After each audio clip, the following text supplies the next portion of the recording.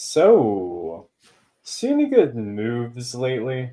Welcome back to episode 5 of See Any Good Moves Lately. I am Joey Oberding, and I am here uh, with a special guest, an RHAP patron, and somebody who is as funny as they come. Oh, Nick, how are you doing? wow, that's even better. I love that. Never been called as funny as they come.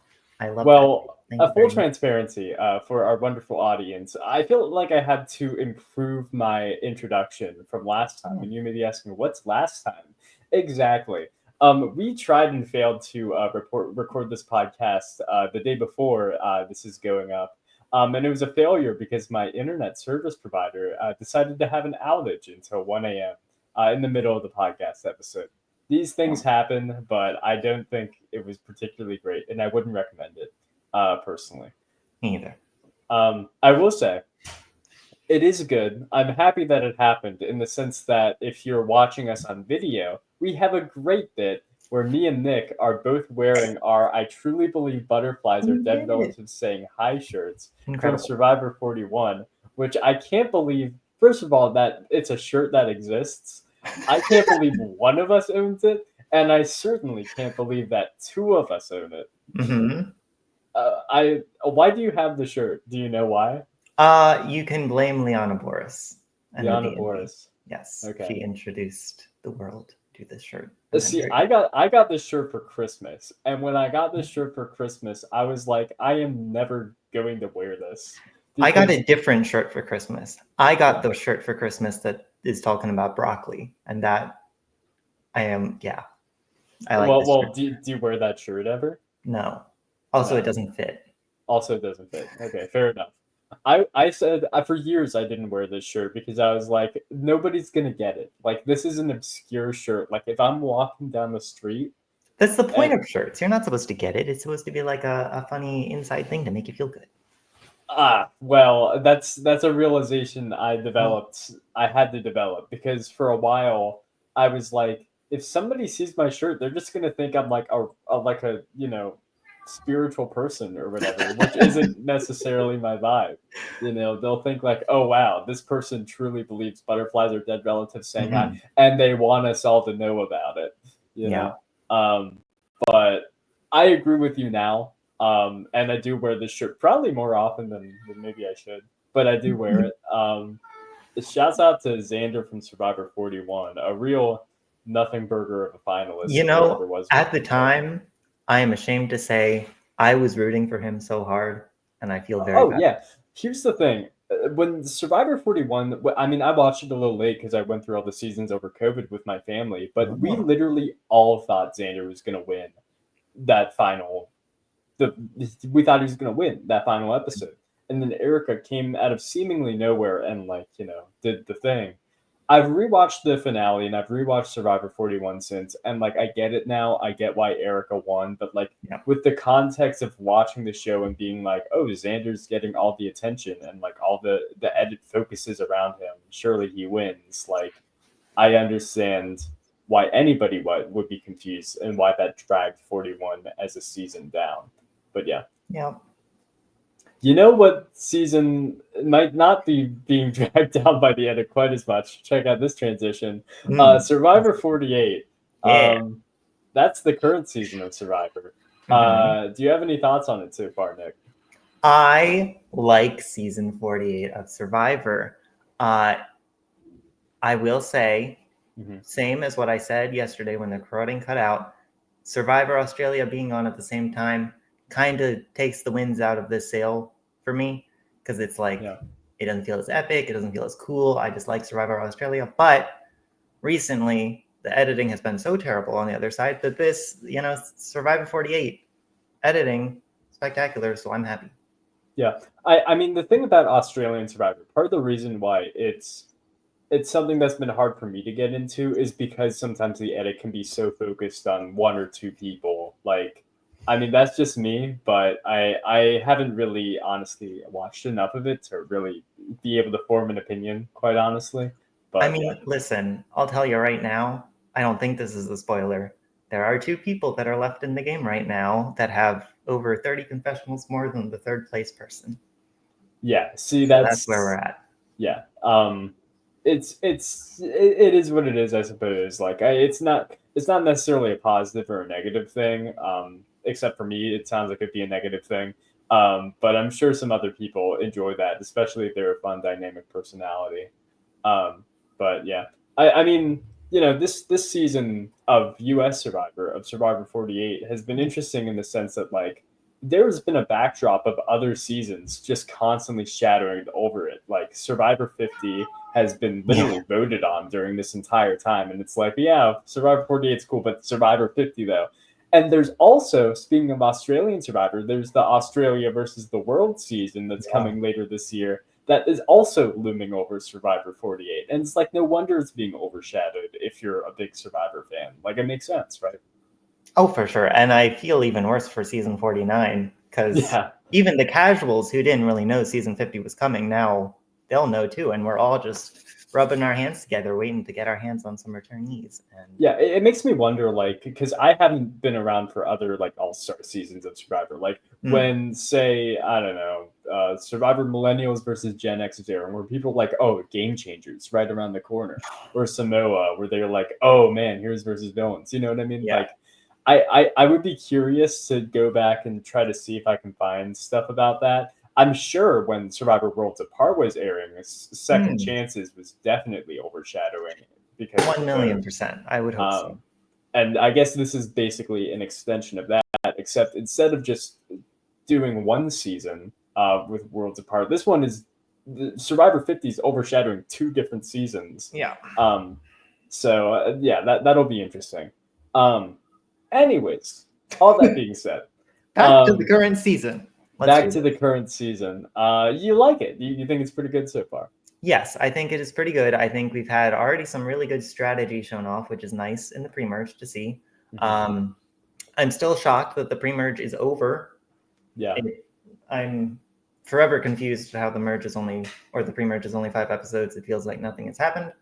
But overall, I think we've got some great, and I always like a swap. That's another big thing for me. I like a swap in these new era seasons because then going into merge, at least we have some more connections to look forward to rather than just 3 tribes meeting and we have no clue what's going on. So yeah, I'm definitely excited for the. It really is night and day, the power of what a swap can do to reinvigorate a new era season. We talked a lot in the lost episode, Never to Be Heard, about stagnancy in the new era and how a lot of times, since it's 3 tribe format and it's 18 people and it's blah blah blah, merge at 13 or whatever, 12 or whatever it is. It just feels very samey, and like the personalities have to do a lot of the catch up to make the seasons work, and they have, but only to such an extent. But like a swap just makes it so much more interesting because you don't have to have the personalities by themselves carry the season. You can have the natural dynamics of different people with different original tribes sort of shake things up. But yeah. Yeah, and I think we saw that. I don't know how far we want to jump ahead, but that reward challenge after the reward challenge, the 4 on what is it, Wula now having that nice scene. If we didn't get a swap, I find it hard to imagine that we'd get anything close to that otherwise with those 4. So Exactly. And yeah, it just makes it more interesting in terms of who actually wants to work with who when you don't feel sort of like pigeonholed into working with your original tribe. It's like I'm of the opinion that Survivor 45 is the best new era season.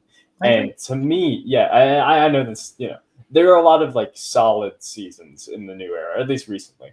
But I'm of the opinion that Survivor 45 is the best one, in large part due to the swap. I think the swap did a lot to sort of, do that intermingling thing, something that other new era seasons that people like 42, 46, 47, they just don't have that. So, yeah. Yeah, especially with the Reba 4, which I guess I don't know if it was, the swap definitely contributed to the Reba 4's dominance of if there wasn't a swap, people would be going into the merge thinking, hey, this block of red is just going to wipe us all out. But because there was the swap, it did allow them to hide a little bit, which I do think it made the season better and more intriguing. Well, let me ask you, what's your favorite new era season? 45.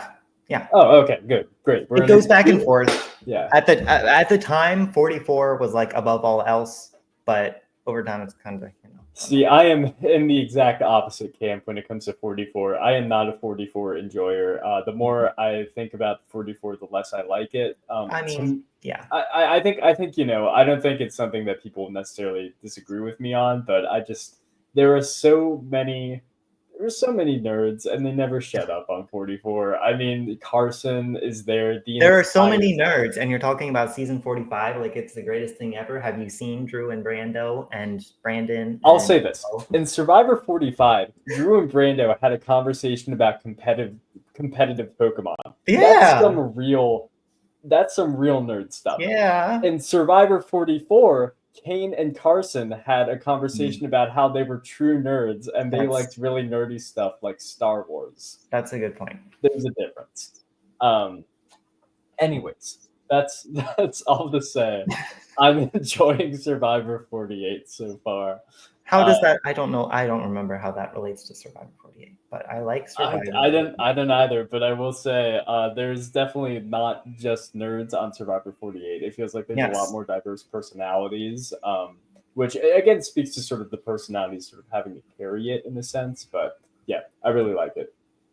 Yep. Yeah, and so as we get the episode started here, I mean it's pretty much it was a really good episode, the last one, where we had Kyle and Camilla overtake this California Girls Alliance and unfortunately send Thomas home. What are your general thoughts on that, if anything, Nick? Wow. I hope you can't hear my cat. My cat is crying a storm right now. Barely hear it. Ignore that. Kyle and Camilla, I think I said this before, I'll say it again. I think this is the best move of the season, and I think it'll stay that way for a very long time unless something crazy happens. Mm-hmm. I think it was just so impressive the way Camilla instantly, right when the swap hit, just came up with that plan, went into it right away, how she's on the bottom, her and Kyle aren't close. It was impeccable. And I think they pulled it off super well. And I think coming back from it, this episode, I think they do good. I think Kyle felt a little bit rehearsed in some of the things that he said, but I think that's expected. You have to have an explanation coming back from Tribal. So I don't think original Loggy would read into that too much. I just think it was good overall, 10s across the board. I loved it. I do like what Kyle said. I do like the fact that he said, yeah, the reason I played my idol was because you searched through my bag. And you're right, it is a little rehearsed. And like, if you really were like, well, why did Camilla vote with you then? If if it was just that simple. I will say though, I do like it theoretically because I think this will make people less incentivized to go through other people's bags in the future. And I'm not like I hate going through bags type of person. I don't know where you stand on that, but like I'm also like I also don't love it. You know what I mean? Yeah, I mean, I think the fact that they didn't find anything makes it better and funnier. Well, sure. Yeah. And I think it encourages people, if you just put something in your bag, expect it to be found. So I think Kyle putting it in his shoe is like novel and new and fun. And I think it encourages people to, go bury it in the sand somewhere. Why not? Yeah, I've always been of the opinion that like if I ever get an advantage on Survivor, I'm doing two things. Number one, I am probably playing it immediately because that's a target if people know about it. Number two, if I'm gonna try to hold on to it, I'll bury it somewhere. Like I'm sure you can find a place you can bury it at, Fish Road or whatever. They have literal landmarks now to show you where you are on the island. So I mean, you can find places to bury it. I am interested. I don't know how the confessional walks work exactly, but I wonder if there's a way to if you always. Well, no, they always do that in different places. Never mind. I was saying hey, if you bury it on the way to a confessional, you can just get it back on your way back from the confessional before Tribal. But if they always do it in different places, that wouldn't work. Never mind. But yeah, finding a place to bury it, I think is just the safest option as long as you are sure you can get back to it. Yeah, but that is the thing, isn't it? You have to be sure you can get back to it and also be inconspicuous and not have people figure it out. So, I mean, it's sort of a risk either way. Anyways, yeah, so Thomas goes home, and Kyle and Camilla say that they are going to continue to sort of pretend like they are not together at this point. which I think is smarter than just saying, yeah, we're together, we are a duo, haha, deal with it. Yeah. Um, I will be interested to see how that affects things come the merge. If people are still looking when they figure out that, hey, you know, this tribe is sort of gung ho and together in a sense. This original Woola tribe, like, are they going to be like, well, Kyle and Camilla didn't seem very together, um, but I don't know if they'll Yeah. actually look that much into it. I'm Honestly. interested to see how the rest of original Siva responds to that when Mhm. Sha'in and Joe get to merge. I want to see them, you know, interact and talk about how those two weren't close, and I want to see their reactions. Part of this is I just wanted them to out it on the mat at the reward challenge today. Just Yeah. describe how the tribal went down and see the other tribes' reactions to it, because I think that can tell a lot. That's something I was really surprised by. Moving forward to the reward challenge is that when the information comes out that Thomas goes home, like we get a confessional from Bianca that's like, my number one is gone. I'm sad and this is bad, which is true. You know, but like there's really no other reaction. Like I feel like Yeah. sometimes in other cases of a blindside, we get Jeff being like, "Wow, big reaction." What Mhm. are your thoughts, Nick, on Thomas going on blah blah blah blah blah? But here we didn't get that. Yeah. So yeah, I don't know. And To I be think fair, yeah, sure, also, I don't know. I just think there was so much more that Shane and Joe could have done at the mat, and I know nobody wants to out themselves and put a spotlight on themselves, but just to get a reaction on the rest of the old Siva, like, do they know that he had an idol? Why aren't they reacting? They should be so happy that, hey, our original tribe is safe. They were outnumbered. What happened? yeah. But we get nothing. It's I kind of a mean, wasted opportunity. that's the thing. Just the very idea of like cross tribe communication is such like a valuable thing that, Yeah. as we talked about in a long distant time ago, is something that's really like not done all that much on Survivor. I mean, I've been thinking about it like just this season, we've seen the value of that because we knew the reason why Kyle and Camilla were able to find out that Thomas probably had an advantage, and therefore the reason he was voted out is because they talked to Star when Star and Camilla were both sitting out. Yeah. So yeah, I mean it's a very powerful thing, and it makes me wonder like if there's just stuff that doesn't make the edit or whatever else. Yeah. But I do wish we got a little more of that for sure.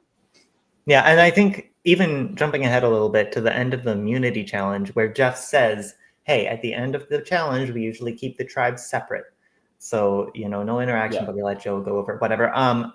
Why? Why are we keeping the tribes separate? I feel like all it can do is make better television to have yeah, these tribes interact, especially after a swap. Come on. that's a good point. That is a very good point. Um, Yeah, no, honestly, I mean, once again, jumping ahead a little, but like I'm just thinking about, some of the most interesting, dynamic, strategic moves in Survivor history come from cross-tribe communication. I think about Survivor All-Stars, Boston Rob Yeah. saying to Lex, take care of her or whatever. That's like, I guess that's my Boston accent. Um, but saying, hey, take care of her. That's a little better. Or whatever it was. You take. That was a disaster. Cut that out. You take care of me, I'll take care of her, Yeah, or whatever.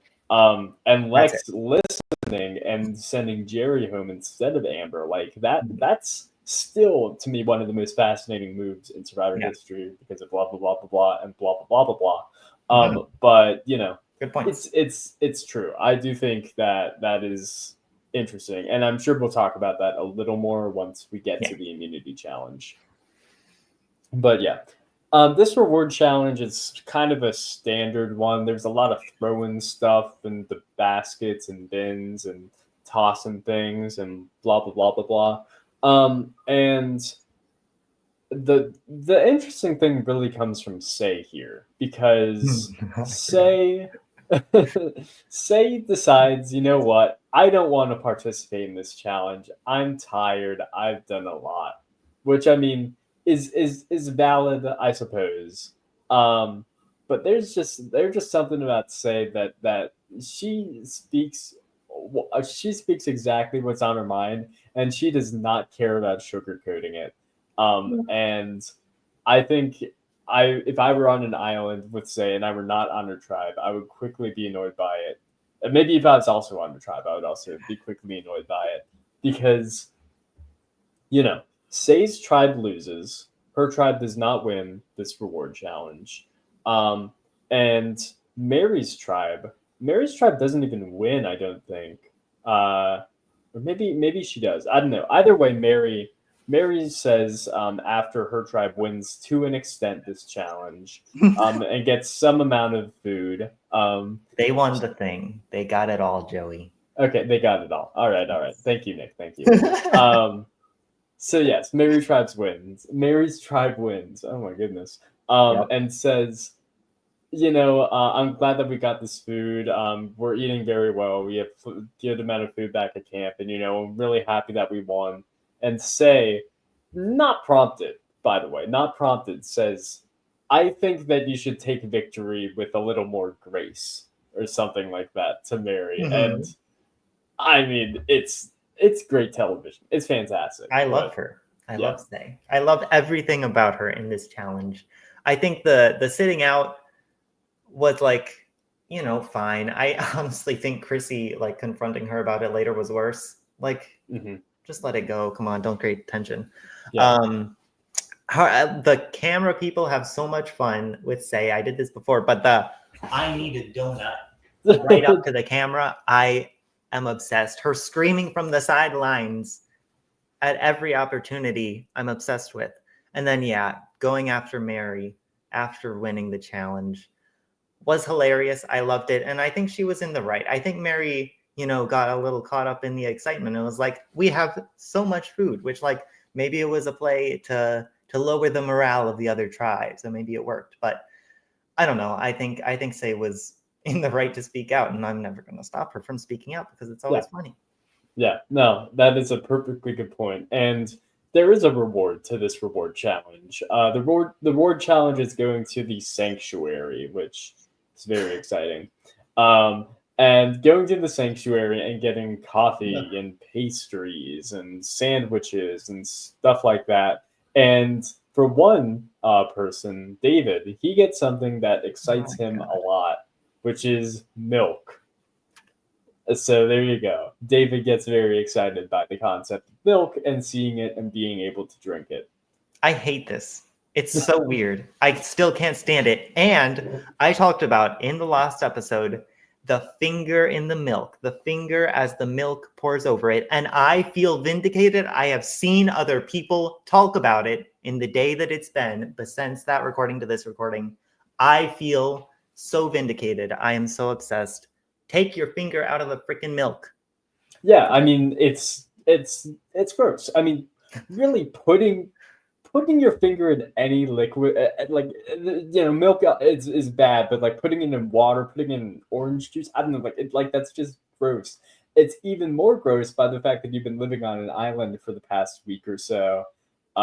It's just terrible. It feels like something a little kid would do. Like I was at a baseball game last night and I saw a little kid put his finger into his like cup of water, and I was like, oh, that reminds me of David from Survivor Yeah. 48. I actually thought that. Mhm. And it's just weird. And David's whole thing with milk too. I mean, just like and pick something else to be obsessed about. You know what I mean? Why milk and why chocolate milk? I don't know. It's all very weird to me and I don't like it. Yeah, I mean, it's just I've never been excited about milk. You know what I mean? The most I've Mm-mm. ever been excited about milk is milk being, a part of the cereal experience and me being Mm. excited for cereal. I've No. never been like, you know what I need more than anything else in my day right now is a glass of milk. Mm-mm. And frankly, I don't really like milk that much, at least Me not as a neither. drink. Hate it. So, yeah, like, I don't get it. I mean, I guess, you know.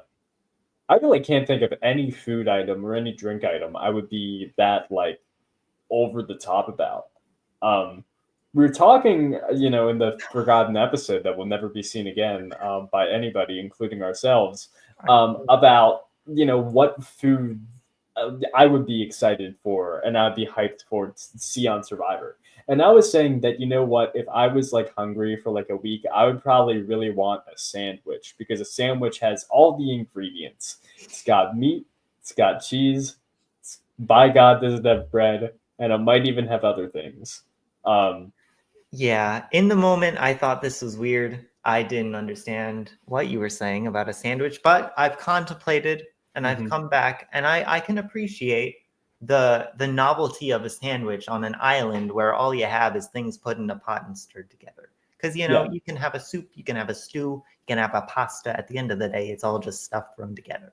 But a sandwich is like everything is neatly divided, everything is there, and you get different flavors each bite. I can appreciate a sandwich.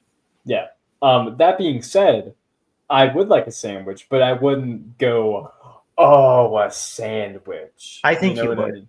I Do you think you think I would. The way would? you talked about it yesterday, I think you would die for a sandwich. Well, maybe I was just hungry yesterday. I don't Mm. know. What would you want? What is there anything that strikes you as something you'd want in this situation? Uh, ooh. Um, I'm not a big food guy to begin with, if you can't tell from my paper thin wrists. I mean, Uh, look who you're talking I to, the wonder, I same way. wonder. Yeah. But Oh. yours are thinner, but yeah. Yeah. Yeah, I just don't really I don't go for food. Maybe a nice bagel. I think that's what I eat bagels a lot for breakfast. A nice cinnamon raisin, a little bit of peanut butter on top. That would do it for me. So I mean, let me ask you this. So bagels are like a breakfast Hmm. grain, a bread, some might A call it. grain? I don't know. I couldn't think of the word. Um, or breakfast bread, some might call it. A croissant is also like a breakfast bread, and Uh-huh. Charity was really excited about the croissant. Would you Mhm. be excited about the croissant? I very rarely have croissants, though I don't think I've ever had like a real good croissant. The only croissants I've had are from like the gas station. Okay. Well, So I would need some experience in that area first to truly give a well-informed opinion, I think. do you think a Fijian croissant is better or worse than a gas station croissant? I would hope better. I think Well, pretty much any give me, Sean's piece of doo-doo. I think I take that over a gas station croissant. gotcha. Okay. Good to know. Good to know.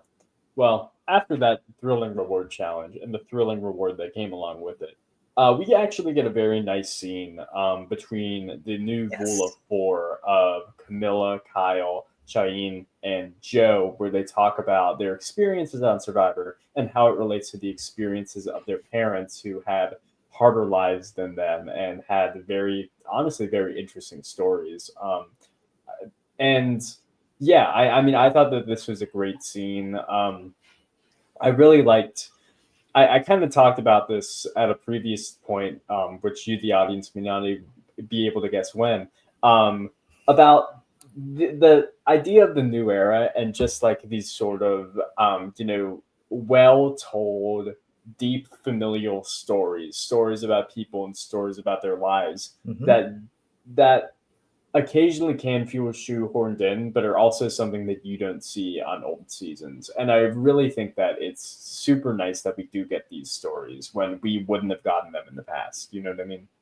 For sure. And I think again, the diversity initiative has allowed for these incredible amount of stories to be told. And for the people saying, I want old Survivor back when it was all about survival skills and rough and tumble and not all Yeah. this fancy nonsense. But it's like in season one, it's been said over and over, but Richard Hatch and Rudy bonding over Richard being gay. It's like the stuff has always been there, but the diversity initiative and casting all of these interesting people has just expanded what can be talked about. It's no different, really.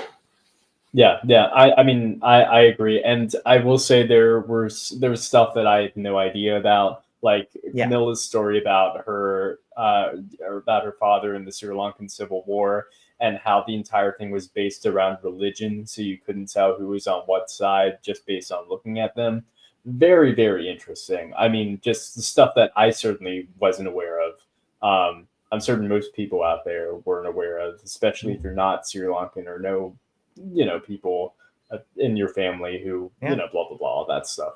But yeah, no, I thought it was really well done, and Survivor, as is later shown in this episode, is like just very good at creating an emotional human moment when it wants to. So props Yep. to the editors and props to both those things, both Eva and this foursome, like being able to make the show. Part of that comes with the 90-minute episodes, but like it's still like they could have thrown in more stuff about David's milk obsession, but they didn't. Instead, they gave Thank us this God. human moment, and thank God for that. No, and I yesterday I think this episode was re-aired on television, Yeah, it which was. I'm so grateful that this moment was also in that episode, even though the Eva and Joe of it all was the main headline. I think stuff like this is what we really need everybody to see in today's environment, and these history lessons and everything are just so important. Yeah, yeah, I totally agree. And then we get the four of them, Camilla, Kyle, Charlene, and Yes. Joe, all saying that they want to work together. And after hearing these stories, they think like a very real emotional moment occurred, and they no longer want to go against each other, which to me once again speaks to the power of a tribe swap Yeah. in the sense that as I don't want to repeat exactly what I said before, but like you don't want to be pigeonholed into having to work with the people that are just on your original tribe. It's good that there are more options for all the people in the game to work with who they truly feel connected with. And I like all four of them, and I want all four of them to go far, so I'm happy about it too. Yeah, I think this was a glorious day for Camilla. I think this is exactly what she wanted. She said in pre-game she wants to, not just work with her tribe. She wants a fluid game with a whole bunch of different alliances. And I think the swap allowed her exactly that now that she's gone from the scary part of the swap. I think this allows her and Kyle to really get some new allies. I am worried that having such a explosive tribal and so many secrets and stuff last time, I don't know how long this four will last. Yeah. I think the connection was nice in the moment and bonded them super well in the moment. But once you hit merge, the game's still going. And I think this will last for a few tribal councils, but I don't see it lasting the entire game. For sure. Yeah, it's sort of a question of like how, like it's kind of like the California Girls. Like, is the California Girls dead now that Thomas is gone? Like, if we get to the merge and we do the dung split tribal council thing, and like Kyle goes home because of some stupidness, is this new four dead, or are they still gonna work together? Like, how strong is it really? You know what I mean? Yeah. Like, and that's something we don't know. That's something we have no way of knowing. But I wonder if that would that actually be better? That might be better for Camilla. I mean, not in terms of her other alliance, but bonding her to these two.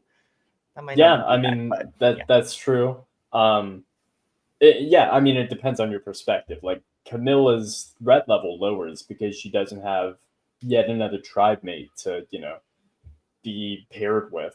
But also that means that in the trio that she is working with, she's probably the third. Yeah. So there's a balance there for sure. Yeah. I do want to say, I like Camilla brought up of the strategy of doing the same thing that she just did with Kyle with these pairs in pretending that you hate each other, which is like, surely Shane and Joe catch on to like, if she has this idea now, surely they had it before. So it's like, yeah, I don't know, but I want to see it play out. I love all four of these, so I hope. I really don't get like how hard Kyle and Camilla are trying to hide the fact that they worked together in the last vote. Yeah. Because on one hand, if you just look at the votes, it's very obvious that they voted together. It's not like Thomas voted for himself. Yeah. But they continue to say, "Oh no, we just don't like each other and whatever." Are they saying like if the extra vote did get played or whatever else, like are they saying, "Oh yeah, no, Kyle just had that extra vote too," and Kyle got no hint. He really just looked in the bag, or are they like, "Yeah, we had to do it. Sorry, Thomas, but like blah blah blah." But we still hate each other. Like what? Like which one are we doing? Because I don't really get it. I have a feeling that it's somewhere in between where they're like keeping up the facade of, yeah, Camilla was on the bottom, but she was on my original tribe, and I at least had some connection there where I didn't with any of you. And so that's why we went the way we did. I imagine something like that is where they landed, but we'll see. Yeah. Well, heading to the immunity challenge, and we have, sort of a normal challenge in some senses where you have a boat, you got to carry the boat, then, you got to unrope some stuff and get to a final puzzle, or not final puzzle, but a final little challenge with a table maze. Hmm. But it's a little interesting in the sense that it's not traditional in the fact that every member of the tribe has to play their part in order for their tribe to win. Puts a lot more pressure and makes it so that it's not just one person at the end while everybody else sits and watches, which I really like. Yeah, I think even the smallest change in a new era Yeah, challenge can make a drastic impact, and I think this was one of them. Uh, the pulling the boat, whatever. Who cares? I don't know. The challenges have been so boring that this little switch up just made it so much more intense, so much more fun. I liked it. yeah, and it definitely led to one of the most poignant moments of the new era. It's really interesting because for the new Lagi tribe, Eva is on the tribe, and Eva, as she has been very open and saying, has autism and has sort of been looking for her rock on her new tribe, and that's sort of been David, but I don't recall her being open about her autism to David specifically. I think she just did it to Joe. Yeah. So she's still sort of in her like sort of alienated from her person, and she's doing this challenge, and there's nowhere to hide, and she's trying to do this table maze, but is struggling. Everybody else goes and is able to get it beforehand, before she can, and by the end of the challenge, it's just her up against, I believe, Say, Sorry. Yep. um, and it's just the two of them. And I know when I was sitting at home, I was like, I feel for Eva so much. She's crying and she's saying, sorry and apologizing. And I didn't think she was going to be able to do it. And then seemingly out of nowhere, she just gets it instantaneously. She's able to go right through the maze and maneuver perfectly and is able to win the challenge for her tribe. And that by itself would already be a great moment. But what followed was even better, in my opinion. Yeah. This moment was super special. I was waiting for it the whole episode because all of the marketing was like this massive moment where Jeff is going to cry and Eva does something. So I was shaking in my seat, waiting for it to happen, and I could see it coming once she got on that table maze. And I'm so happy that I get to talk about this episode because my sibling also has autism, so this hits super close to home for me. And the reaction that Eva had in the moment just felt so familiar to me. I could see Yeah. it coming. I could see the episode just bubble up. I could see the emotion, and for her to finish the challenge was incredible because, like, just from personal experience, from what I've seen, and your body can't function when you're in something like that. Yeah. So for her to pull that out and actually pull through and get it, I was shocked. That was the start of it for me. I started bawling on the spot. Yeah.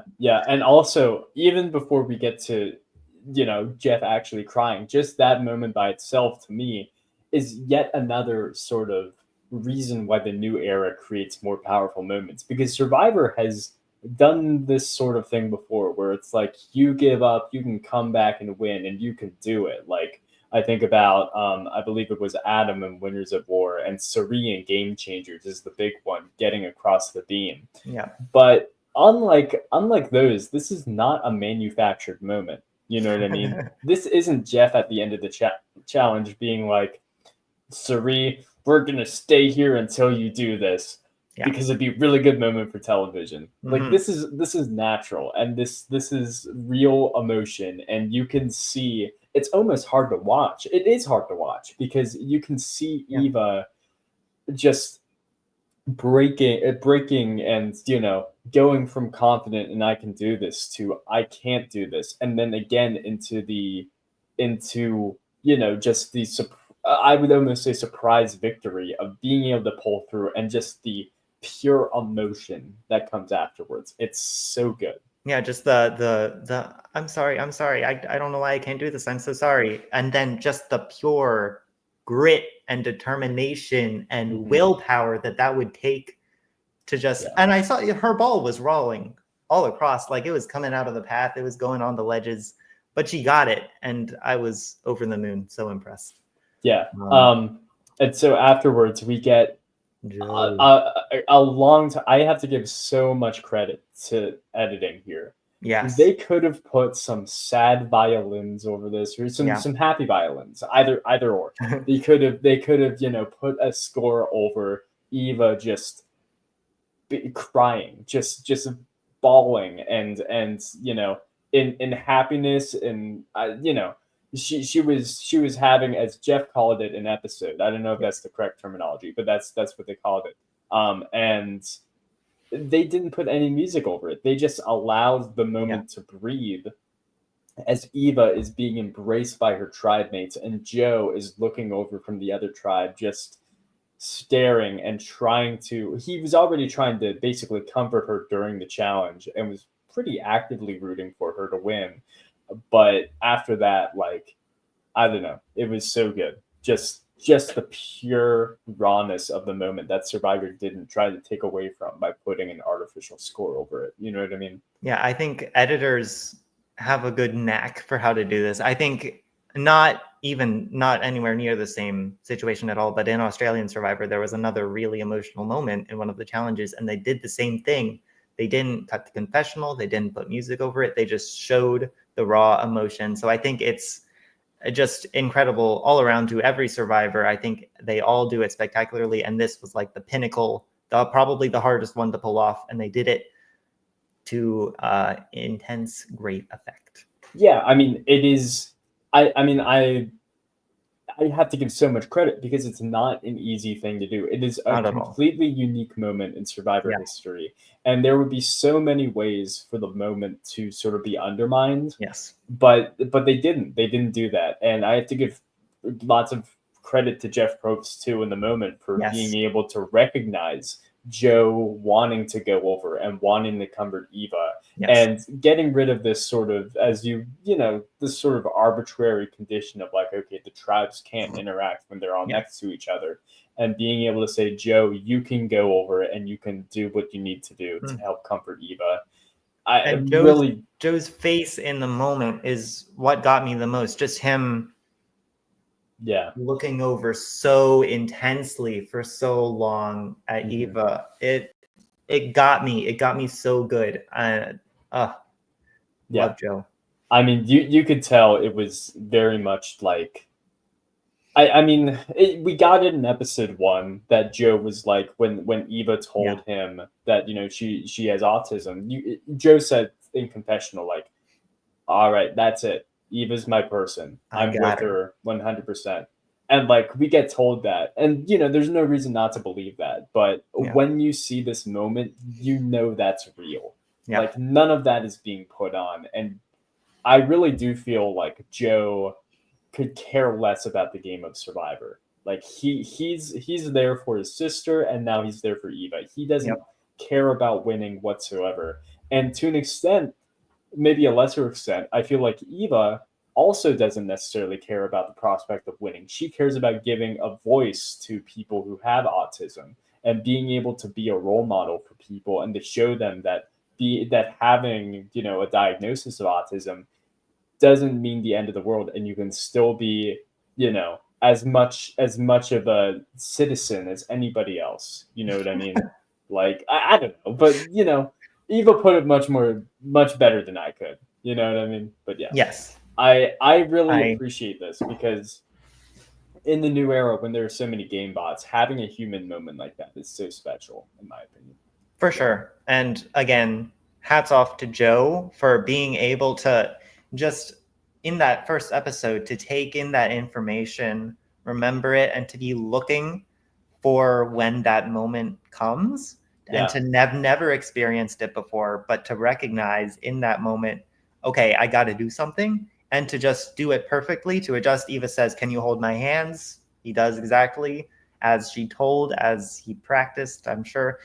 It was perfection, and I am so impressed by Joe because I mean, listen, growing up with a sibling who has autism, you see the scale of reactions to episodes like this, and sometimes they're not, good. They're just like, what's going on?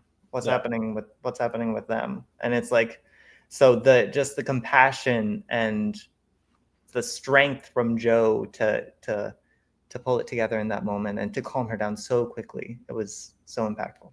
Yeah, I mean, honestly, I suppose they had to practice it, but I mean, it just felt so organic. It felt like Joe had been doing this for 20 years. Yeah. It felt like Eva was his daughter. Like that's how real it felt. And just the moment of the two of them with their heads against each other, just staring into each other's eyes as Joe helps calm her down was so amazing. And it's something that you just don't see anywhere else on television. Anywhere else, like you won't be able to see a moment like that portrayed in its entirety. Like that's the sort of thing that reality television, obviously as a medium, has a rap of being very fake and being very, like played up and all that stuff. And it certainly is, like, obviously. But I mean, reality TV is something that, like, you can't get moments like this on scripted TV. Like, if this was scripted on, I don't know, CSI or whatever, maybe not CSI, but, a show like that, something that airs at 7 p.m. on CBS or whatever, that's not Survivor. Maybe it could be gripping, maybe it could be emotional, but it will never be real, and nobody would ever call it real. But this is real, and we know it's real. And once again, I have to give so much prop to the editors because they didn't put anything artificial over it. I know, and I've seen, like, I don't like to read the comments sometimes because they can be mean, but everywhere, everybody has been saying, even the people who are like, this show is so scripted, like, I can't believe this. They were saying, I don't know how much of this show is scripted, but that moment was real. And so I think they pulled it off so well. Yeah. No, it's just great stuff. And I mean, it continues from there because after Eva is calmed down, she is then able to articulate the fact that, hey, not only is she willing to be like, all right, now is the time where I am comfortable enough to reveal to everybody that I have autism. I am also willing to say why I'm here and what I hope to bring to young people who may be watching who have autism that they wouldn't be able to see without me here, why I'm here. And it was just, she delivered it so well, so much better than I could, obviously. And I don't know, it was really, really impressive to see her go from, very, going through an episode, shall we say, to being able to be that articulate that quickly. I mean, it was amazing. It was amazing. Yeah. Yeah, and I'm sure she's run that in her head so many times of how do I want to say this? When do I want to say this? And for it to come right after that wave of emotions, to be able to reach back and think, okay, now's the time. And I say it perfectly, and it makes Jeff cry. Like, come on. All the hats off to Eva for being able to do that. So impressive. Yeah, I mean, Jeff, I didn't think Jeff could cry, honestly. Right. Well, he would only cry over Boston Rob. That's it. Yeah. But not anymore. Like to me, Jeff Probst is made in, the Jeff Probst factory and is, factory made not to cry, not to show emotion. He has I'm not a snark convinced meter. he's not one of those cardboard cutouts. Sometimes they might be using That's those. true. That's true. If I'm back home, I have a cardboard cutout somewhere, but I don't have one here. But I thought it was great. I mean, Jeff, here's the thing. Jeff has seen some extremely emotional moments in Survivor history and has been able to maintain this level of professionalism and, to be able to interact with it and being able to be emotional with contestants while still keeping that Botox steely look on his face. You know what I mean?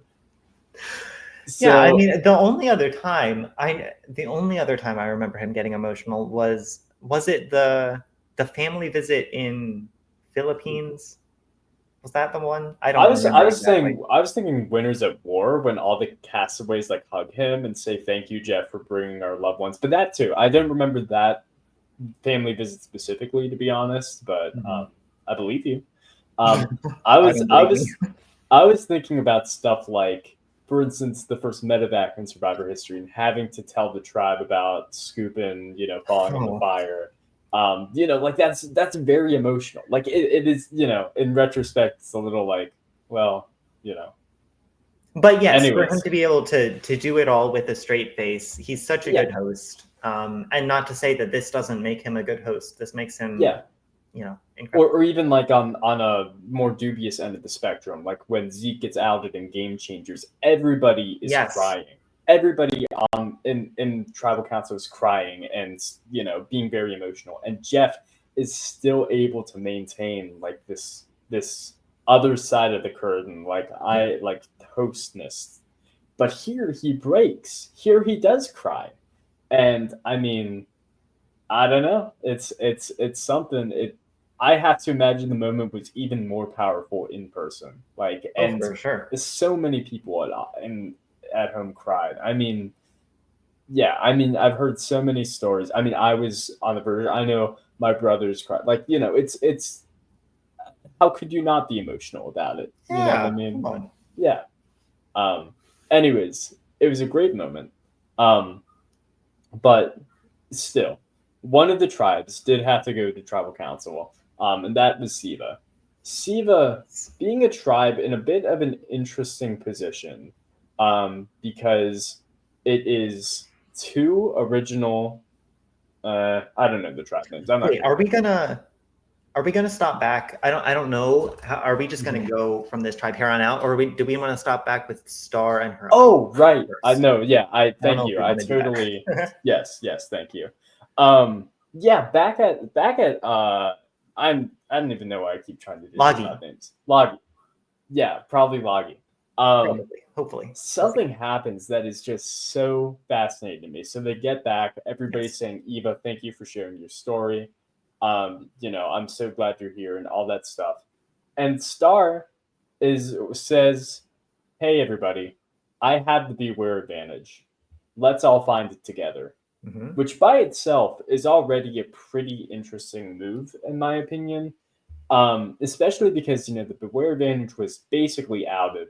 Everyone already sort of knew about it Yeah. anyways, so I don't think it was a terrible. But what did you think? What do you think?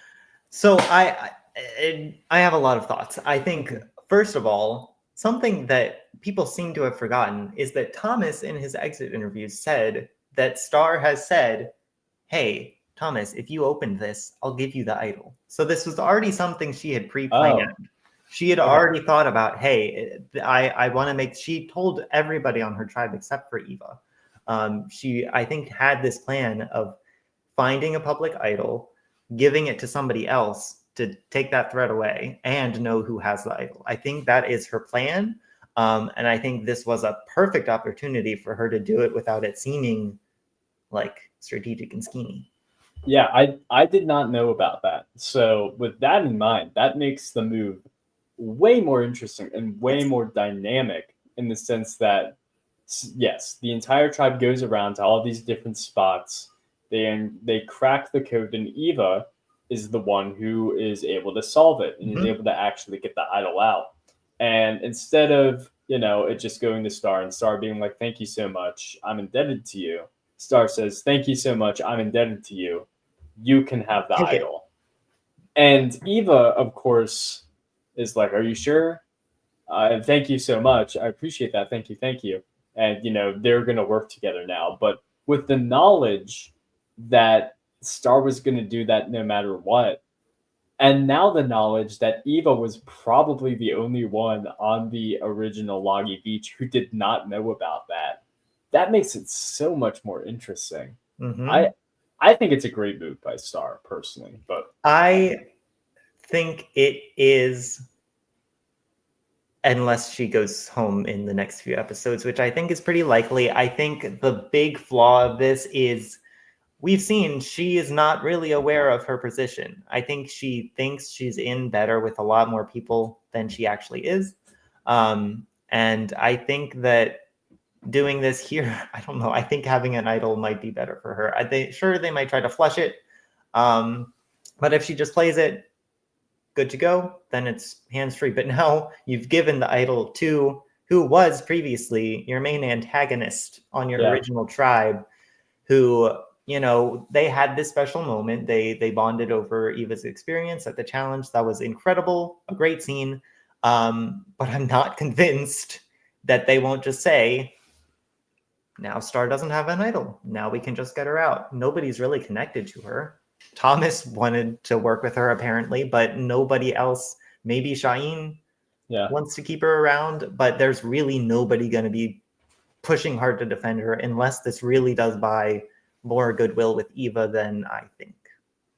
Yeah, that's a good point. And it's not something I can really have an argument against. I will say I do like Star doing the move still. I think playing the idea of keeping onto keeping the idol and maybe playing it at Mergatory or maybe playing it during a split tribal council or even just holding on to it.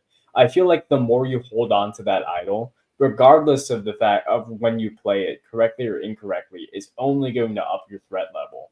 And I don't think once you hit the merge and once people are really looking at everybody else in terms of threat level, I don't think as soon as you play your idol, your threat level is immediately going to disappear.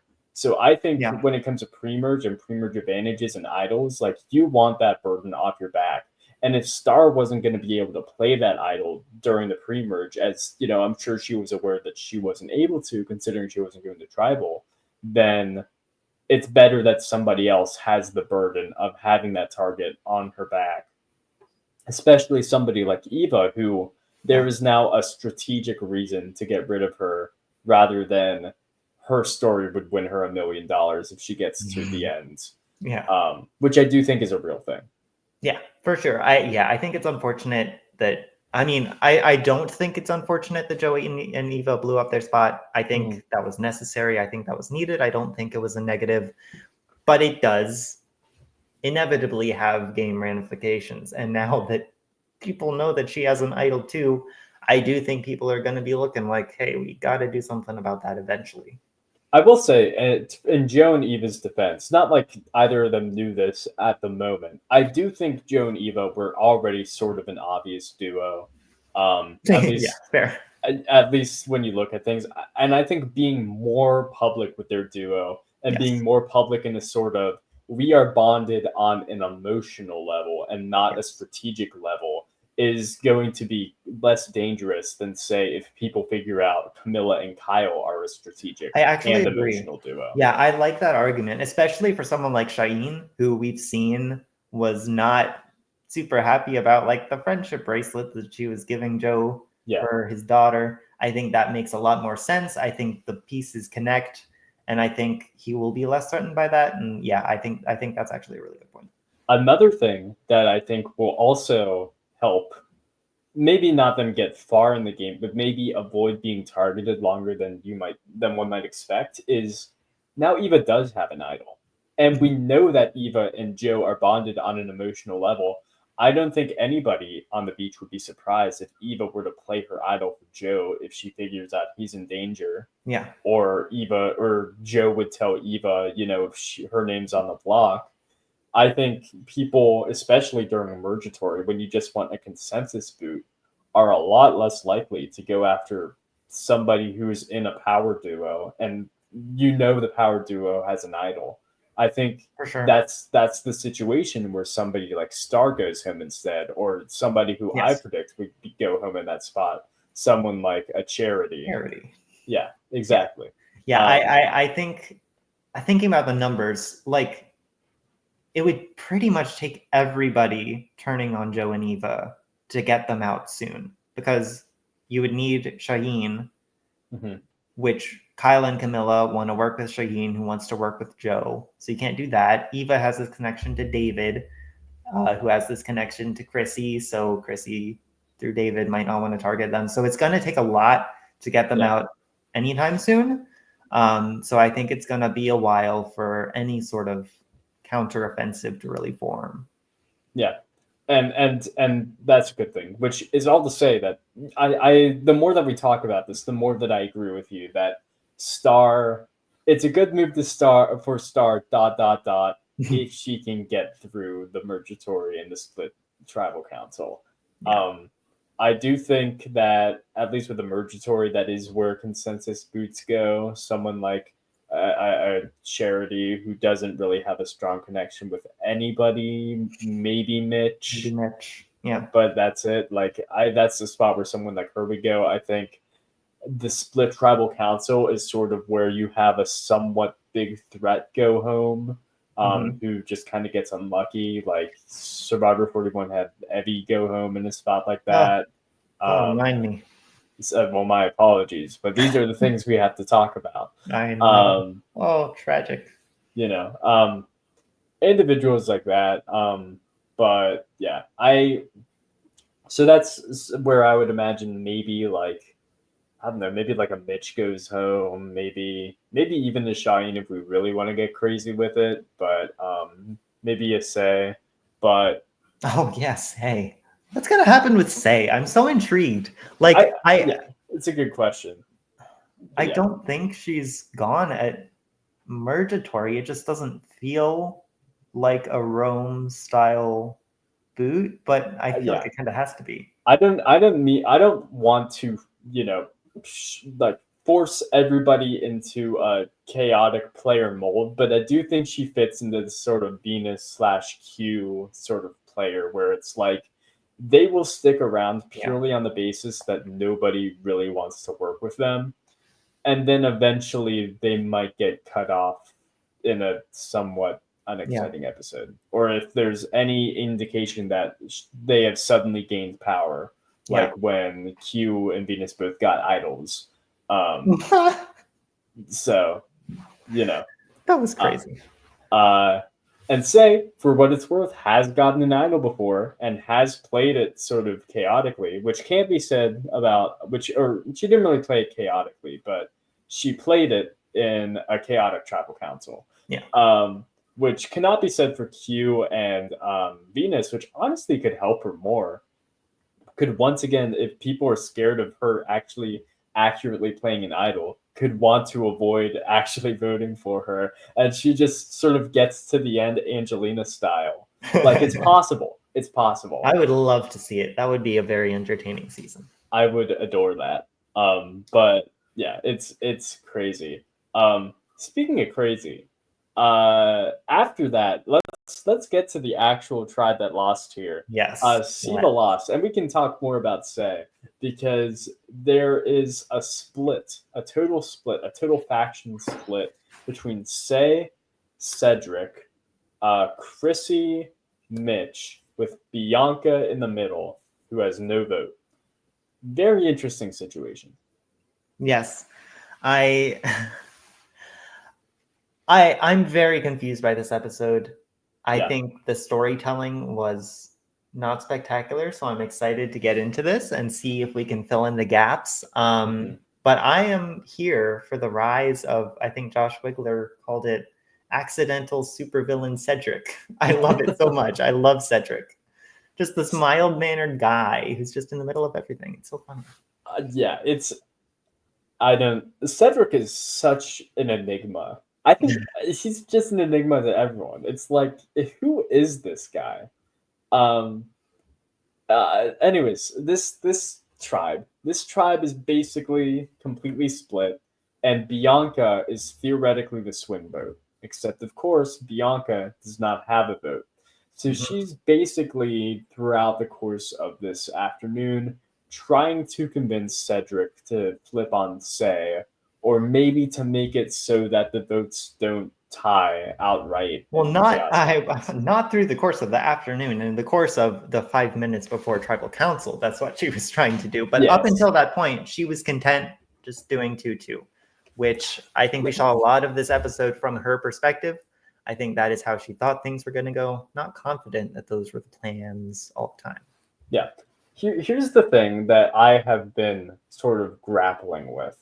Yeah. So Bianca says, you know what, I do want to do 2-2 for the majority of, the afternoon or whatever. And then you're right, does sort of change things up at the last minute and lets Cedric know that, hey, I don't have a vote actually. And haha, can we please work together? Smile. But here's the thing. I don't understand why Bianca wouldn't be okay with it being 2-2 because theoretically, in the world that she's being told, like it's going to be a tie between Say and Chrissy, like she's not going to be involved in that vote, and so she will not get any blood on her hands. At worst, she would theoretically go home due to rocks, right? Yes, Um, I mean, it was 100% a play to set herself up for the future because if it comes to a 2-2 tie, all the heads turn to her and they're like, Bianca, what the hell? yeah, So it was 100% a play. I don't think it was ever going to work in the last 5 minutes, but yeah, I do think it was a play for the future for sure. yeah, I mean, it's interesting because Bianca shouldn't have lost her vote. She lost her vote in Yeah, a stupid manner. it was stupid. I hate it. Much like how Justin lost his vote in a stupid manner. And Yep. like Justin, as we learn when we get to tribal, they go home because they lost their vote and happen to be on the same tribe as Cedric, Yep. who couldn't really make up his mind. Or maybe did make up his mind. I don't know. But it's just I talked a lot about that journey just the other week, and I hated it. I Oh hated yeah. it. One of my least favorite things ever. It is honestly, Yep. truly, from the bottom of my heart, has soured me on the season. Um, like the season, like a great emotional moment with Eva, like so good, like something we've never seen before on Survivor. And I'm like, yeah, this pre-merge has been very interesting and very good, except for that journey. 1 God, million, that and journey. for the impact of it to be so Yeah. dramatic over multiple episodes, it's like what a disaster. Oh my god. Yeah. And I don't want to rehash everything I said when I was talking to my brother about that. Shouts out to Greg. Listen to that episode if you haven't already. But it's just like it Survivor is a game all about adapting to your situations. But when you can't adapt to the fact whether or not you can go on the journey or even participate, and you're literally just rolling dice, then what is going on? Yep. I think Bianca, I don't know. I guess if I were in Bianca's spot, I would probably just be content with any way that could kind of guarantee myself of staying another day and then figure everything else out from there. But I didn't even know if I that's what I would actually do, you know? the problem is I can't even think of a way that she could. I think she was screwed from the start. Yeah. Because I mean, we saw Mitch and Chrissy when they saw that Thomas was voted out. They're like, okay, maybe we don't have to get rid of Bianca. They were already getting rid of Bianca 100% of the time to weaken Loggy. Yeah, Um, that's a good point. Yeah. so I really don't think there was much that she could do, except tell Cedric that she lost her vote earlier. I think I'm going way off out of order here, but telling Cedric at the last second, what is that going to do for you? I think the plans were already in place, because first of all, they know she went on the journey, Yeah, and that's they have true. heard Camilla's retelling. They've heard it all, so they know, and they've heard Justin's retelling, and they know Justin was lying. They know Justin lost his vote, so they Mhm. have to assume either she lost a vote or she had an advantage. So that's probably what the four of them have been talking about these past Yeah. 3 days or whatever, is what does she have and how do we work around that? So I think just telling Cedric straight up, hey, I lost my vote. Let's work from here early on is so much better than trying to strong arm him in the last 5 minutes when plans are already set. But it's interesting, right? Because, I think we can fast forward a little bit. Yeah. So obviously, Bianca is going to go home here. She's going to go home in a 2-1-1 vote, Yes. the first in U.S. Survivor history, which is Mhm. pretty crazy to be in a tribal council like this. and I would agree with you theoretically that like okay, yeah, both they've probably all been talking about this voting out Bianca thing for days now, or at least a while now. But the vote's 2-1-1, and Bianca doesn't have a vote. Mitch votes for Say, and Say votes for Chrissy. So there's something there. Like it's not like this is a uniform four. This is clearly very divided if they were all on board for this plan. I think Mitch's surprise was fake. We saw him with the half shocked expression when that first Bianca vote came out, and then when the second Bianca vote came out, he was like, "Oh, I'm sorry, Bianca. It's okay." I think Mitch knew. Yeah, okay. Do you think it was a sort of just in case she got an idol during the journey? Do you think that's what it was? Like, I think it was. I think Mitch, Chrissy, and Cedric had a plan to take on Bianca no matter what, and they just left Say out. And Cedric was like, "Say, do whatever you want. Vote for Chrissy. That's fine." yeah, Not to say that this was good. I yeah. don't like this from Chrissy and Mitch, but I think a plan was there at the very least. I will say this. With that in mind, I can't be against the move. I understand it. It makes me think two things. Number one, God, I hate that journey. Yeah. I just hate it.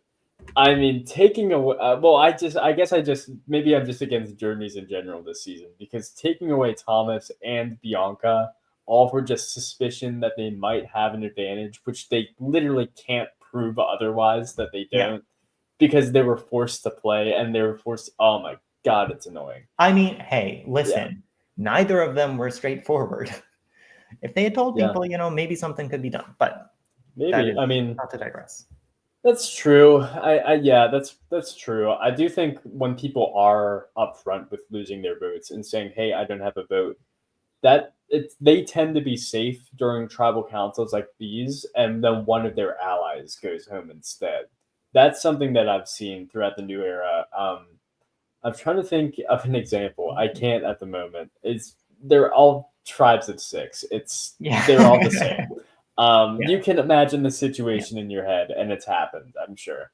But allies tend to go home. Here's a good example. In Survivor 47, Sam and Sierra. Sam lost his vote, was open about it. Sierra had a vote, got voted out instead of Sam. I believe that was at Mergatory, but the same concept Yeah. sort of applies. Um, that's sort of the situation that Bianca would be in at best. But even still, that at best situation is she's saying that she doesn't have a vote on a tribe where she has no allies. Yeah. It's not like she came over here with Thomas. Yes. She's by herself anyways. So yeah, I think she was probably screwed from the get Oh, go. for And it was sure. just Yeah. a matter of how do you deal with your screwness and how screwed are you by the end when you get voted out. Yeah. Um, I nothing against Bianca. I really think there was very little Bianca could do here. I think it was mainly out of her control, and I feel very bad for her. well, let me ask you this then. Um, Yes. Better or worse than Justin going home? Which is the better, bigger, horrible moment? From like the perspective of the player who went home, like who did it worse? No, Or no, no. Well, yeah, sure, I guess. But in terms of like who was screwed over more by something okay. that was not their fault, Oh, I guess is Bianca. what I'm asking. Yeah, you Come think on. so? Yeah. Yeah, I mean, I don't know. spot screwed plus advantage screwed. Yeah, Justin, he could have told Cedric, and they would have just voted out Mary, or he could have just voted Say.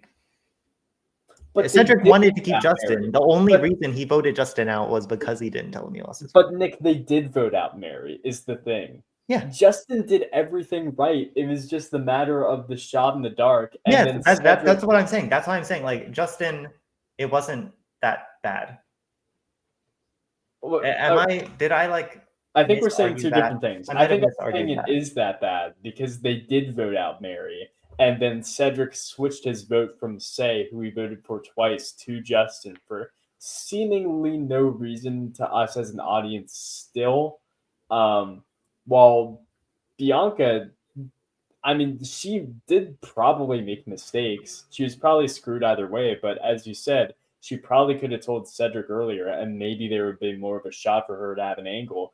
But Justin, in terms of surviving the vote without a vote, did everything right, theoretically. Yes, Justin was not screwed by the advantage or the lose a vote by the journey. Justin was screwed by the shot in the dark. Yeah. So in terms of being screwed the most, I mean, are you saying it's Justin? I think it's Justin. I still think it's Justin.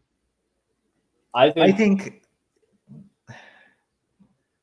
there were obvious cracks in the 4 other players. I think Bianca probably could have worked an angle. I think she was more obviously screwed, but the thing is, she wasn't screwed over by any, I don't know.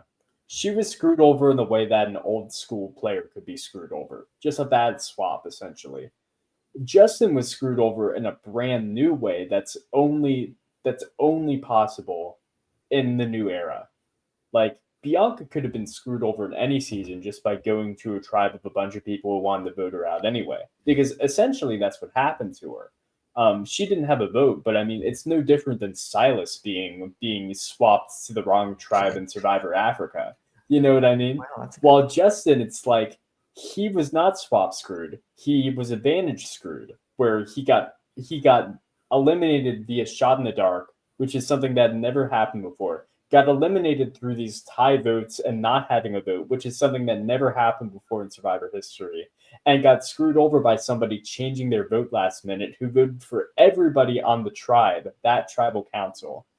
So I'm of the opinion... But he was so close. He was so close to surviving it anyway. And that's what does it for me.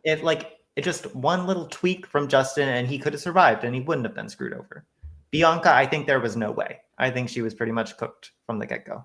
Yeah, it's an interesting conversation. I think either way, both lose. They both have been voted out. This is true, Joey. I agree with that statement. Yeah, I do think it sets up things interestingly in the future, though, because if nothing else, I think Say is going to be out for blood. If she already wasn't out for blood against Cedric, I think she really will be now. And I think she's definitely going to be out for blood against Mitch once she figures out he directly voted for her.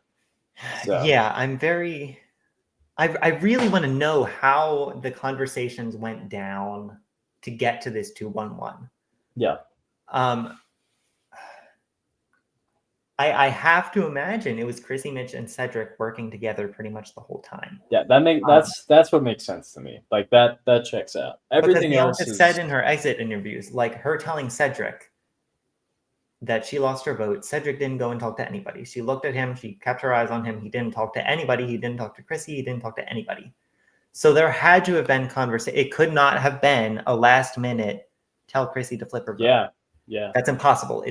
From Bianca's account, it is impossible. So they must have already been voting Bianca and planning to split on Say. And Cedric, I think his reaction in the moment when Bianca told him that she lost her vote was like, oh, really? It was oh, really? Yeah. It wasn't like oh, shit. It was like oh, then we don't even have to be worried. You can just go home. Yeah. That's how I read it. Okay. Well, with that in mind, I said a lot of nice things about the Survivor editing this episode. So I'm going to say a couple of bad things. Yeah, let's do it. Why would you do that? Why would you frame your episode that way to directly make your own show look bad? Because that's essentially what they did. They framed this episode to make it look like the journey screwed her over. They don't think it's bad. They like it when this happens. But nobody else does. Nobody else does. They're dummies. No, I mean, I think they like the drama. If we had seen these conversations from Cedric and Chrissy of like, okay, how are we going to counter whatever Bianca has? Then we would have just known, oh, she's screwed from the get-go. But this gave her a fighting chance. You can give her a fighting chance while still showing conversations between the other tribe mates. I'm sure there were confessionals where Chrissy's like, I don't know if I can trust Cedric, or, things like that. You could have put that in the episode. That could have just been a classic bit of Survivor smoke, And by the way, I I actually don't think there was. I don't think there were those confessionals, because if there were, Chrissy would not have done this move. Chrissy needed to have full trust in Cedric to do a 2-1-1 with Mitch voting Say. Chrissy 100% should have just voted Say out here, but I want to talk about this, because why are we getting Bianca out? Yes, she lied to you about not having a vote. Yes, she could have an advantage, but you're doing a 2-1-1 where Cedric can just easily say, hey, not even a 2-1-1. It's a theoretically probably a 2-2-1. Because they don't know that Bianca doesn't have a vote until 5 minutes before, and apparently maybe they think Bianca is voting with her, and it's like a 2-2-1 on Bianca, Say, and one on Chrissy. Yeah. And then if Cedric flips his vote, then it's a 2-2-1 on Chrissy and Bianca, and they just vote out Bianca. No, they can't. What is happening this episode? Oh, I think this is bad all around from Chrissy, because if they expect Bianca to have a vote, then they probably expect Bianca, at worst, if Bianca is voting against them, Bianca is voting Chrissy with Say. Yeah. Maybe Cedric did change his vote at the last second. Maybe I'm confused, but no, either way, this was awful from Chrissy and Mitch, because they placed way too much trust in Cedric. Which clearly is a bad idea, as we have quickly learned throughout. I mean, hey, it worked out. It worked out for them, but I don't think it should have. I think Cedric could have so easily just flipped his vote, and Chrissy would have been gone. Yeah. What do you think about Cedric, just in general? What do we think? I love Cedric. It took me until this episode. Now I love Cedric, because it wasn't this episode. It was not this episode that did it for me. It's everything combined from the previous episodes, where every episode, everybody's talking about him like he's this bump on a lock. He's this pile of rocks on the beach that doesn't do anything, that needs to be dragged around. And somehow he just ends up in these positions where he is the deciding vote at every single tribal council. He can do whatever he wants. He can get out whoever he wants. Just by happenstance, he's just there. He's just a guy. Yeah, he's not this crazy personality. I love him. It's so weird, because it's so easy to understand why people just, like, I wouldn't say blindly trust him, but like would rather work with him than work with Say. The lesser of two evils, so to speak. Yeah. I mean, Bianca even goes to Say and is like, hey, what do you think about working with Cedric? Like, what's the read? And Say's kind of like, ooh, maybe you should get a read on him. I don't know. I don't know if it was a direct warning or if it was just Say still being a little salty, but either way, Cedric is just like, but every new person who comes across him is like, oh yeah, no, that's a good number to bring in.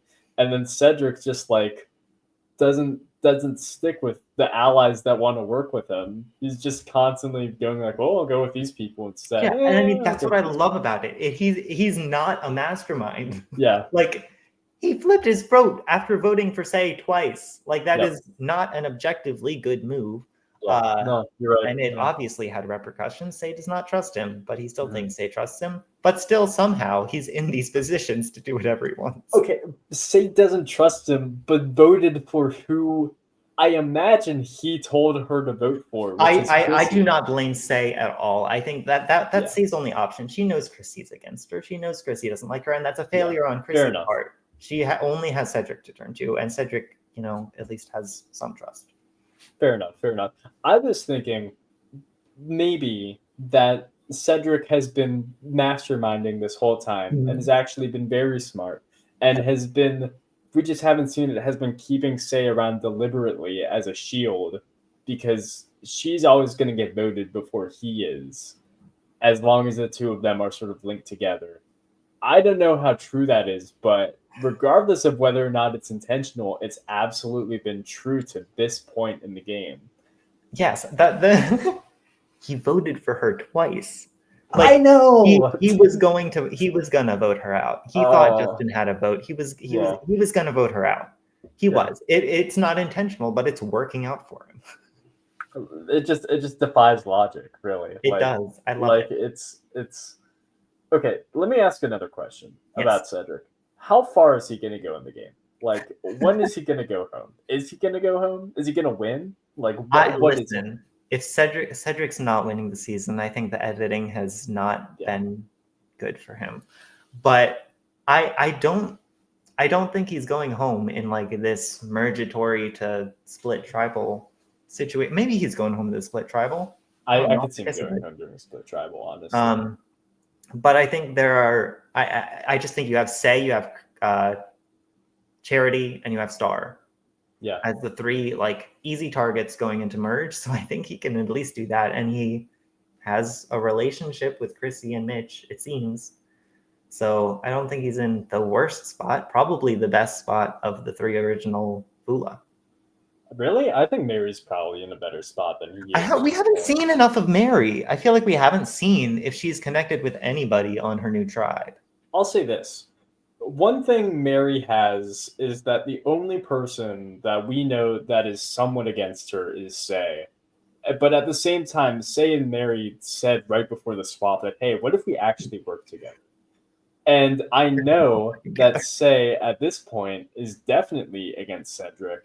And I don't know. But I guess the question is, who's Say gonna be the most against? Is it gonna be Mary? Is it gonna be Cedric? Is it gonna be Chrissy? Is it gonna be Mitch? Which is That's obviously the impossible to problem. I think judge. she has so many people that she wants out, and I Yeah. don't think she's going to be able to get any of them out. I Yeah, really that's true. Yeah. So I guess I don't know. Okay, this is kind of a similar question, but who do you actually think is going to win the season at this point? Because it's a mess of chaos right now, right? I am planting my flag on Camilla. I Yeah, am betting on Camilla. I agree Um, with that. I do. I partially think because I just really like her, but I think mhm, we've seen great stuff, and I think she is in a better position than Kyle, at yeah, least. I certainly agree with that. I think I like Camilla a lot. My personal winner pick episode one was Joe. I would be very surprised if Joe wins at this point, but it would be a great story. No, The I could see a Joe win still. Yeah, I guess maybe. What I guess what I would hope for is it would be like a Tocantins JT win where Yeah. everyone's like, You deserve to win, buddy. You go ahead."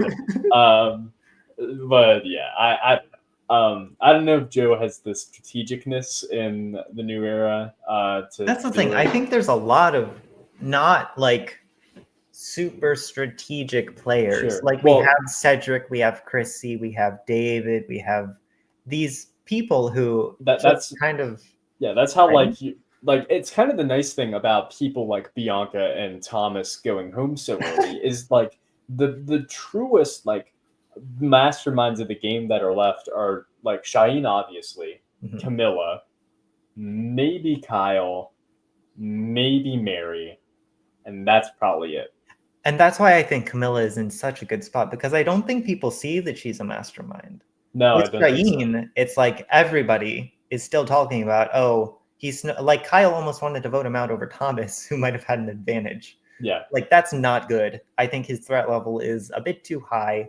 But Camilla, I think this play of her being on the bottom of the tribe, I just think is going to work so well.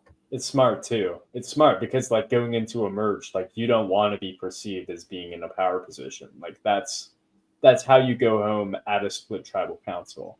Yeah. Um, and I think naturally people will perceive her. People will believe that, oh yeah, no, I'm more on the bottom, and will probably vote. Like if somebody from her tribe is going to go, I think it's going to be an obvious sort of target, like Charity, and then it's going to be somebody who's perceived as okay, this person has orchestrated a vote, like maybe Wow. Chrissy, maybe a Mitch, maybe even a Kyle because of I his mean, idol I think play. Kyle goes before her in almost every I agree. situation. Yeah, yeah, He's the one that played the idol in the extra vote. yeah. All right. One more question. Yes. Who we're going into Mergatory. It's where the merge goes to die. Mergatory. Who do you think's going home? Charity. Yeah, I mean, yeah, Charity.